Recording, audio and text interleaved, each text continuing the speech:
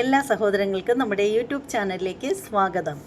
അപ്പോൾ എന്താണെന്ന് വെച്ചാൽ നമ്മൾ പലതരത്തിലുള്ള പലരുടെയും പ്രഭാഷണങ്ങളും കണ്ടിട്ടുണ്ട്, കേട്ടിട്ടുണ്ട്. പക്ഷേ നമ്മൾ ഒരിക്കലും പോലും കേട്ടിട്ടില്ലാത്തത്, ഞാൻ കേട്ടിട്ടില്ല, അധികം ആളുകൾ ആരും കേൾക്കാൻ വഴിയില്ല എന്നാണ് എനിക്ക് തോന്നുന്നത്. ഒരു പ്രഭാഷണം ഉണ്ട് കേട്ടോ. അത് ആരുടേതായിരിക്കും എന്ന് പലർക്കും ഒരു സംശയമൊക്കെ തോന്നുന്നുണ്ടായിരിക്കും, ഇത് ആരുടേതായിരിക്കും എന്ന്. എന്നാൽ നമ്മൾ ആരും ചിന്തിക്കാത്ത ഒരാളുടേതാണ്. അത് മറ്റാരുടേതുമല്ല, നമ്മുടെ നിത്യഹരിതം പ്രേം നസീർ സാറിൻ്റെ പ്രഭാഷണമാണ് ഞാൻ നിങ്ങളെ കേൾപ്പിക്കാനായിട്ട് പോകുന്നത്. ശരിക്കും ഇത് നിങ്ങൾക്ക് എല്ലാവർക്കും ഒരു പുതിയ ഒരു അനുഭവമായിരിക്കും. ഇദ്ദേഹത്തിൻ്റെ വാക്കുകൾ 1981 അദ്ദേഹം നടത്തിയ ഒരു പ്രഭാഷണമാണ് ഞാനിവിടെ നിങ്ങളുടെ മുന്നിലേക്ക് സമർപ്പിക്കുന്നത്. അപ്പോൾ എല്ലാവരും ഇത് സ്വീകരിക്കും എന്ന് ഞാൻ വിശ്വസിക്കുന്നു. എന്ത് തന്നെയാണെങ്കിലും നിങ്ങളുടെ അഭിപ്രായങ്ങളൊക്കെ നിങ്ങളൊന്ന് കമൻറ്റ് ചെയ്തേക്കണം. പിന്നെ ഈ വീഡിയോ കാണുന്ന എല്ലാവരും നമ്മുടെ ചാനൽ തീർച്ചയായും സബ്സ്ക്രൈബ് ചെയ്തേക്കണം. അതുപോലെ തന്നെ നിങ്ങളുടെ സുഹൃത്തുക്കൾക്കൊക്കെ ഈ ഒരു വീഡിയോ നിങ്ങൾ റെക്കമെൻഡ് ചെയ്ത് കൊടുത്തേക്കണം. അപ്പോൾ ഇനി ഞാൻ പറഞ്ഞ് വൈകിപ്പിക്കുന്നില്ല. എനിക്കത് കേൾപ്പിക്കാനുള്ള ആ ഒരു ധൃതിയായിട്ടിരിക്കുകയാണ്. ഭയങ്കര സന്തോഷത്തിലാണ് ഞാൻ. ഈ ഒരു പ്രഭാഷണം കിട്ടുമെന്ന് ഞാൻ വിചാരിച്ചതല്ല. ഞാൻ കുറേ സെർച്ച് ചെയ്തു, അങ്ങനെ ചെയ്തു കിട്ടിയതാണ്. എന്തായാലും നിങ്ങളുടെ മുന്നിലേക്ക് ഞാനത് സമർപ്പിക്കുന്നു. അയ്യോ, പരസ്യം ഞാനിത് ഡൗൺലോഡ് ചെയ്തെടുത്തിട്ടുണ്ടായിരുന്നില്ല, അതുകൊണ്ടാണ് പരസ്യത്തിൻ്റെ ഇടയ്ക്ക് വന്നത്. സോറി കേട്ടോ. ഒരു മിനിറ്റ്. പരസ്യം വന്നു കഴിഞ്ഞാൽ പിന്നെ ഇത് സ്കിപ്പ് ചെയ്യാനുള്ള ഓപ്ഷൻ വന്നാലേ പറ്റുള്ളൂ, ഡൗൺലോഡ് ചെയ്യാൻ പറ്റില്ല. ഒരു നിമിഷം.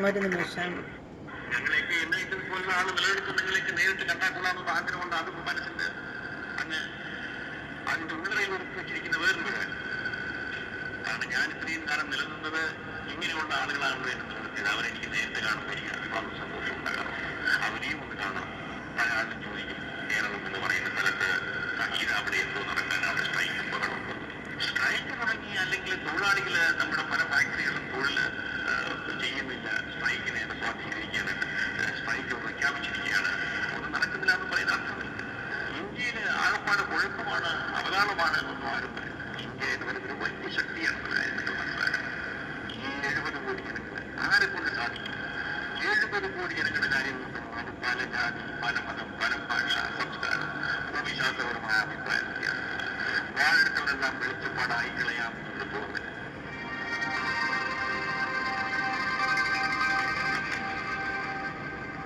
നിങ്ങള് അന്യനാട്ടിൽ നിന്ന്, നമ്മുടെ നാട്ടിൽ നിന്ന് ഇവിടെ വന്ന്, അന്യനാട്ടിൽ വന്ന് നമ്മള് പലതും ത്യജിച്ചും ത്യാഗമനുഭവിച്ചും ഇവിടെ വന്ന് പല ബുദ്ധിമുട്ടുകൾ അനുഭവിച്ചും കഷ്ടപ്പെട്ട് വന്നിയും കാശുണ്ടാക്കി അതിന്റെ ഒരു വിഹിതം അനാവശ്യമായിട്ടുള്ള നിക്ഷേപം പോരാതെ നമ്മൾ അറിയാതെ തന്നെ അവിടെ ഇവിടെ കുറച്ച് ഷെയർ എടുക്കുകയും നല്ലതെന്നുള്ള അഭിപ്രായക്കാരനാണ് ഞാൻ. ഓരോരുത്തരും ഒരു ട്രിപ്പ് വരുമ്പോൾ 50,000 60,000 ചിലവാക്കുന്നു. എനിക്കറിയാം, എന്റെ എത്രയോ ബന്ധുക്കളും സ്നേഹിതന്മാരും ഈ ഗൾഫ് കൺട്രീസിലൊക്കെ ഉണ്ട്. ഞാൻ ചോദിക്കും, ഈ ട്രിപ്പിൽ എത്ര രൂപയായിരിക്കും? 50,000-60,000 രൂപ. വേറെ എത്രയായി? ഒരു 50,000 രൂപ, 10,000 രൂപ കടമായി. നിങ്ങൾ അവിടെ വരണ്ടെന്നല്ല ഞാൻ പറയുന്നത്, വലിയ പക്ഷെ കഴിയുന്നത് ലക്ഷറി കുറയ്ക്കുക. നമുക്ക് ലക്ഷറി കാണിക്കാനുള്ള പരസ്യപരപ്പ് അത് ചെയ്യുക. എല്ലാ ആളുകൾക്കും ആവശ്യമുണ്ട്. എല്ലാ ആളുകൾക്കും ഏറ്റവും വലിയ സുഖമുണ്ടായി കഴിയുന്നുണ്ട്. എല്ലാ ആളുകൾക്കും ആഗ്രഹമുള്ള മനുഷ്യനുള്ളതാണ്. പക്ഷെ നമ്മൾ ഫ്യൂച്ചറിനെ കൂടി ചിന്തിച്ചിട്ട് ഭാര്യയും കുട്ടികളുടെ വിദ്യാഭ്യാസം, അവരുടെ കല്യാണം, നമ്മുടെ ഫ്യൂച്ചർ, ഇതൊക്കെ കൂടെ കണക്കിലെടുക്കുമ്പോൾ എവിടെയെങ്കിലും എന്തെങ്കിലുമൊക്കെ സേവിങ്സ് ഉണ്ട് നല്ലത്. ഞങ്ങളെയൊക്കെ എന്നെയൊക്കെ പോലുള്ള ആൾ നിലനിൽക്കും. നിങ്ങളെയൊക്കെ നേരിട്ട് കണ്ടാക്കൂടാന്നുള്ള ആഗ്രഹമുണ്ട്. അതൊക്കെ മനസ്സിന്റെ അതിന്റെ ഉള്ളിൽ ഒരുക്കി വെച്ചിരിക്കുന്ന വേറൊരു കാര്യം. കാരണം ഞാൻ ഇത്രയും കാലം നിലനിന്നത് ഇങ്ങനെയുള്ള ആളുകളാണ് എന്ന് ചോദിച്ചത്. അവരെനിക്ക് നേരത്തെ കാണുമ്പോൾ എനിക്ക് ഒരുപാട് സന്തോഷം ഉണ്ടാകാം. അവരെയും ഒന്ന് കാണാം. ശരി, ഇതും നമ്മളോട് പറയാം. പല ആളും ചോദിക്കും, കേരളം എന്ന് പറയുന്ന സ്ഥലത്ത് ഇത് അവിടെ എന്തോ നടക്കാൻ അവിടെ സ്ട്രൈക്കും ബഹളവും വന്നു. അങ്ങനെയൊന്നുമില്ല. സ്ട്രൈക്ക് അവിടെ നടക്കും. പണിമുടക്കില്ലാത്ത ഏതെങ്കിലും രാജ്യങ്ങൾ, സോഷ്യലിസ്റ്റ് കൺട്രീസിൽ പണിമുടക്ക് തുടങ്ങിയില്ല. നമ്മൾ പേപ്പർ വായിക്കുന്നില്ലേ? അത് അവരുടെ അവകാശമാണ്. അവരുടെ അവകാശങ്ങൾ അനാവശ്യമായി നിഷേധിക്കപ്പെടുമ്പോൾ അവർക്ക് നിഷേധിക്കും. അങ്ങനെ തൊഴിലാളികൾ പ്രതിഷേധത്തിന്റെ ചിഹ്നമായിട്ട് പല നടപ്പിൽ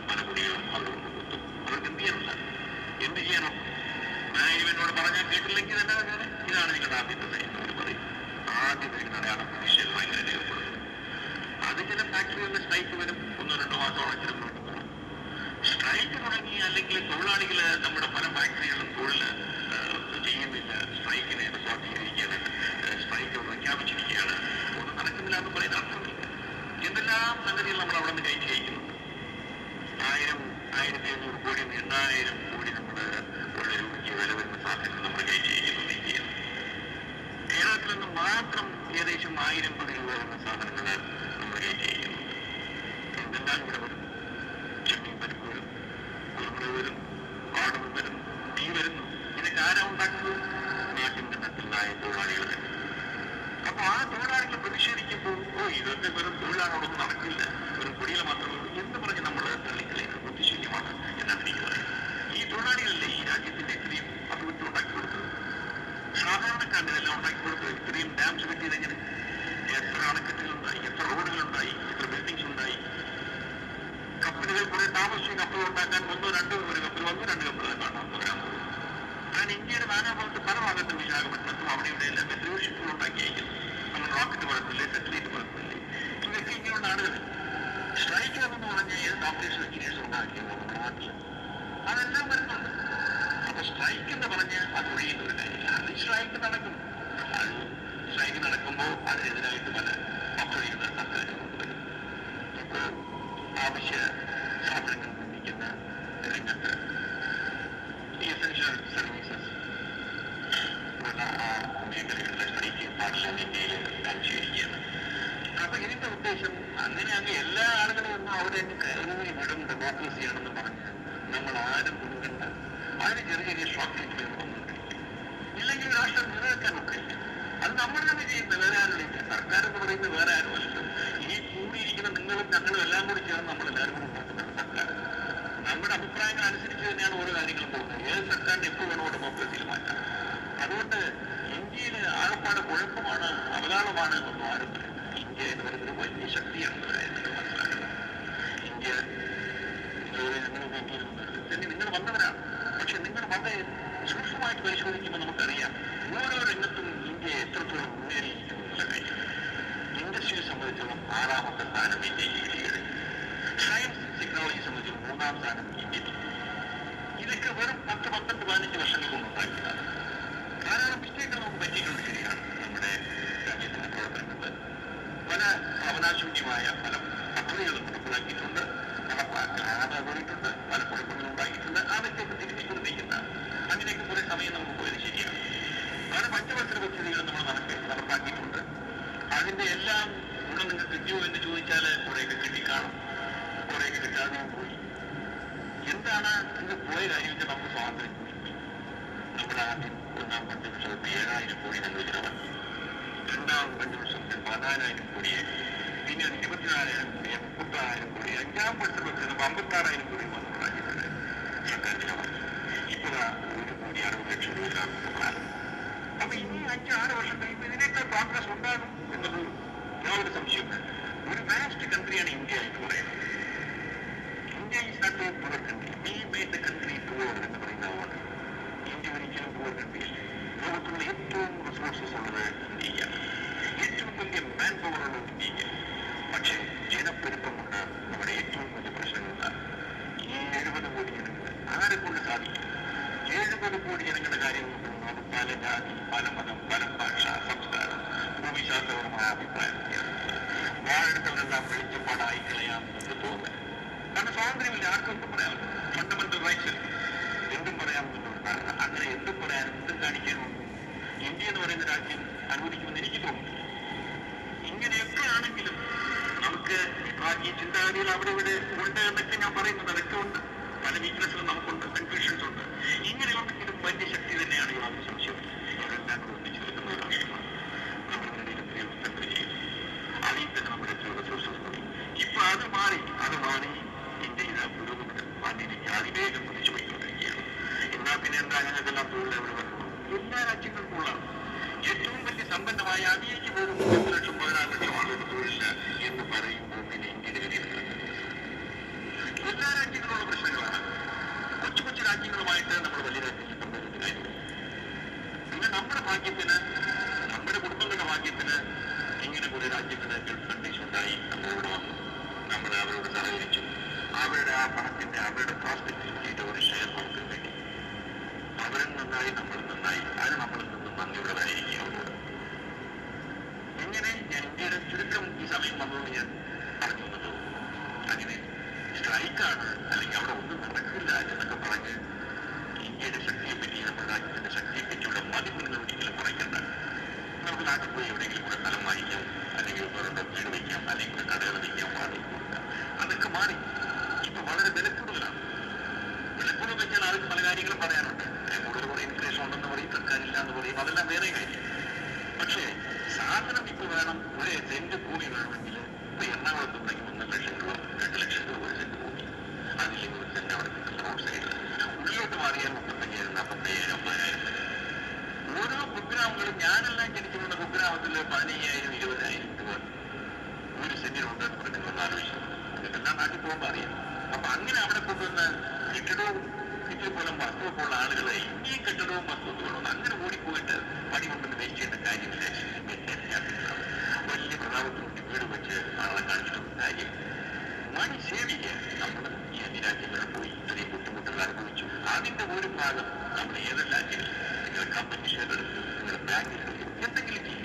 അല്ലാതെ ഒന്നും കുറെ കെട്ടിടം വെച്ച് ആരെയും കാണിക്കേണ്ട കാര്യമില്ല. ഒരു തരക്കേടില്ല. നിങ്ങൾ 1 ലക്ഷം രൂപയ്ക്ക് കെട്ടിടം ഉണ്ടാക്കാൻ വിചാരിച്ചാൽ ഇന്ന് 5 ലക്ഷം രൂപ, 5 ലക്ഷം രൂപ വെറും 4 ബെഡ്റൂമുള്ള ഒരു കെട്ടിടം വയ്ക്കാൻ, നല്ല വൃത്തിയുള്ള ഒരു കെട്ടിടം, കുറച്ചൊക്കെ മോഡേൺ ഡിസൈൻ.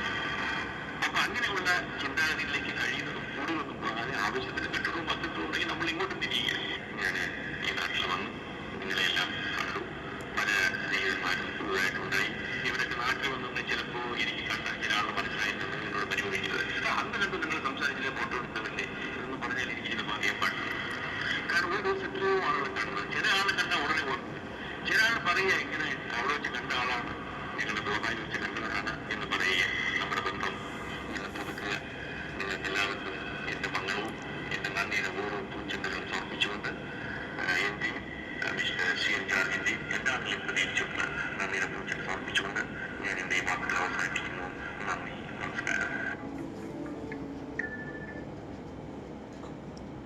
എത്ര മനോഹരമായ, എത്ര അർത്ഥവത്തായിട്ടുള്ള വാക്കുകളാണ്.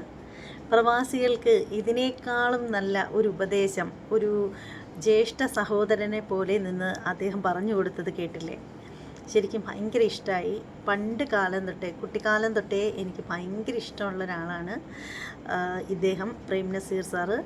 അദ്ദേഹത്തിൻ്റെ ചിത്രങ്ങൾ ഇപ്പോൾ ഞാൻ ഈ ഉത്തര ഉണ്ണി എന്ന് പറയുന്ന ഈ ഒരു യൂട്യൂബ് ചാനലിൽ ശ്രദ്ധ കേന്ദ്രീകരിച്ചതിന് ശേഷമാണ് എനിക്ക് കാണാൻ പറ്റാത്തത്, സമയക്കുറവ് മൂലം. അല്ലെങ്കിൽ എപ്പോഴും എക്കാലവും ഞാൻ ആഗ്രഹിക്കുന്ന, കാണാൻ ഇഷ്ടപ്പെടുന്ന ചിത്രങ്ങളും ഗാനങ്ങളും ഒക്കെയാണ് അദ്ദേഹത്തിൻ്റേത്. എന്തായാലും എനിക്ക് സത്യത്തിൽ ഭയങ്കര സന്തോഷമുണ്ട്. എന്തായാലും ഈ ഒരു വീഡിയോ നിങ്ങളിലേക്ക് എത്തിക്കാനായിട്ട് സാധിച്ചതിൽ ഭയങ്കര സന്തോഷമുണ്ട് കേട്ടോ. അത് എത്രയാണെന്ന് വെച്ചാൽ പറഞ്ഞറിയിക്കാൻ പറ്റില്ല. അതായത് ഇത് അത്രത്തോളം വർഷം പഴക്കമുള്ള ഒരു പ്രഭാഷണമാണ് എന്ന് ഓർക്കുമ്പോഴാണ് ഭയങ്കര സന്തോഷം. കാരണം 1981 അപ്പോൾ ഓർത്ത് നോക്കൂ, ഇപ്പോൾ എത്ര വർഷം ആയിട്ടുണ്ടാവും ഈ ഒരു പ്രഭാഷണം നടന്നിട്ട് തന്നെ. ഭയങ്കര സന്തോഷം കേട്ടോ. എന്തായാലും നിങ്ങളുടെ അഭിപ്രായങ്ങളൊക്കെ നിങ്ങൾ കമൻറ്റ് ചെയ്തേക്കൂ.